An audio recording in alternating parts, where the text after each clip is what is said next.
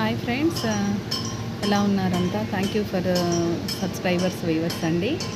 So ఈరోజు topic ఏంటంటే 60 దాటిన తర్వాత పెద్దవాళ్ళను చాలా ఫ్యామిలీస్లో చాలా హౌసెస్లో ఉంటూ ఉంటారనమాట. సో ఇలా ఎందుకు జరుగుతుంది అంటే పిల్లలే చిన్నప్పుడు చూడండి, మనము ఎక్కడంటే అక్కడ అన్నం వేసినా ఓపిక ఎత్తుకుంటారు, ఎక్కడంటే అక్కడ టాయిలెట్ 1 or 2 చేసినా అంత తుడుస్తూ ఉంటారు, పాపం అన్నీ చేస్తూ ఉంటారు.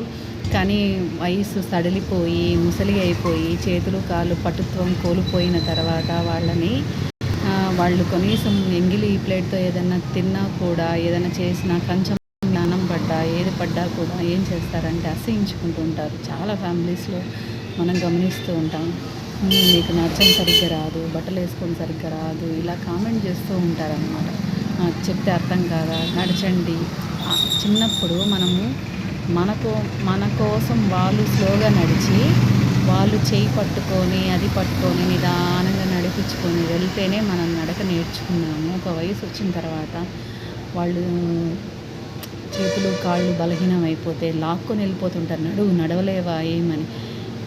మనల్ని ఎంత ప్రేమగా చూసుంటారండి పేరెంట్స్. కానీ ఆ పేరెంట్స్ని కొంతమంది, అందరూ అనట్లే, కొంతమంది ఏం చేస్తారంటే చాలా దారుణంగా చూస్తూ ఉంటారు.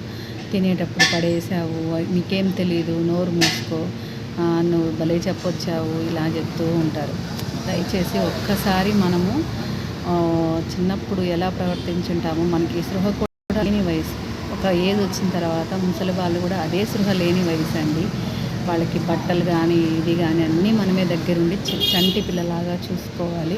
దయచేసి చేసుకోండి. వాళ్ళ ప్రశాంత జీవితాన్ని ప్రశాంతంగా వాళ్ళు ఈ లోకంలో నుంచి వెళ్ళిపోయేదానికి మనం ట్రై చేయాలి. కానీ గొడవలు, కొట్లాటలు, ఆస్తులు, అంతస్తులు, ఇంతిచ్చావు అంతిచ్చావు, ఇవి అవి అని చెప్పేసి కొట్లాడి వాళ్ళని మానసికంగా క్షోభకు గురి చేస్తే ఆ పాపము అది మనకి కర్మ రిటర్న్స్ అని మనకి మళ్ళీ అదే వస్తుందండి. వాళ్ళ బాధ ఇది.